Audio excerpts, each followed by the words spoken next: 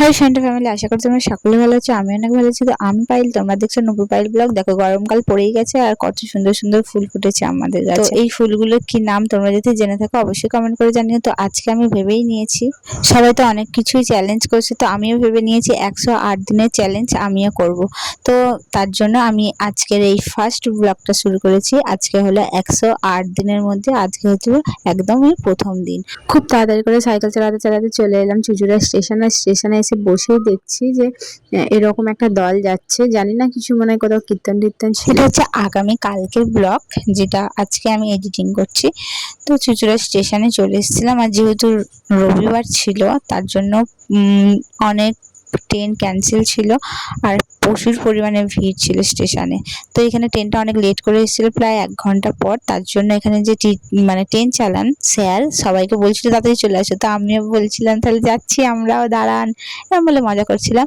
আমি আর পাশের বাড়ি কাকিমা চলে যাচ্ছিলাম, যেহেতু কাকিমারই কিছু শপিং করার ছিল। শ্রীরামপুরে যাব আমরা, আর কিছু বাসনপত্র কিনবো, তার জন্য চলে যাব কোন্নগরে। 10:30 থেকে 1:30 পর্যন্ত বসে বসে মানে জম্মের ট্রেন ক্যান্সেল, কোথায় বর্ধমান ক্যান্সেল, ব্যান্ডেল ক্যান্সেল, সব ট্রেন শুধু ক্যান্সেল ক্যান্সেল করা যাচ্ছে। তো বসে বসে ভাবছিলাম কখন পৌঁছাবো। তারপরে ফাইনালি আমরা অনেক কষ্টে ট্রেন পেলাম আর চলে এলাম কোন্নগরে। এখানে দেখো বাসনগুলো কি সুন্দর, পুরোনো বাসন চকচক করছে। আমি এত মার্কেটে ঘুরেছি, এত দোকানে ঘুরেছি, কোনো জায়গায় এরকম বাসন পরিষ্কার করা কোনোদিন দেখায় না, কিন্তু এই কাকুটা দেখালো পুরোনো বাসন কিভাবে চকচক করছে। নিজে চোখে এই ফার্স্ট টাইম দেখলাম। বকতে বকতে আমাদের কেনাকাটা হয়ে গেল। শ্রীরামপুরের ভেতর দিয়ে যাচ্ছিলাম। এই শপিং মলটা মনে হয় নতুন হচ্ছে, যেহেতু কোনোদিন দেখিনি। তারপর দুজনাই কোন্নগর থেকে টোটো করে ঘুরছি। তারপরে চলে এলাম আবারও একটা দোকানে কেনাকাটা করার জন্য। তোমরা কারা ব্যবসা করো, ব্যবসাদার, জানি না তোমাদের মনে হয় কিনা। আমার তো মনে হয়, যেহেতু আমি একটু ছোটখাটো ব্যবসাদার আছি, তো আমার সবসময় মনে হয় যেন পাইকারি দাম কিনলেই একটু দামটা কম পায়, আর এমনি যে সমস্ত দোকানে বিক্রি হয় মনে হয় যেন বেশি বেশি দাম নিয়ে নিচ্ছে, তখন তো কিছু জিনিস কিনতেই ইচ্ছা করে না। আমি তো বাইরে গেলে কিছু কিনতেই চাই না। শ্রীরামপুর গেলে এই যে আমরা চলে এসেছি শ্রীরামপুর মার্কেটে, আর এত পরিমাণে দেখো ভিড়।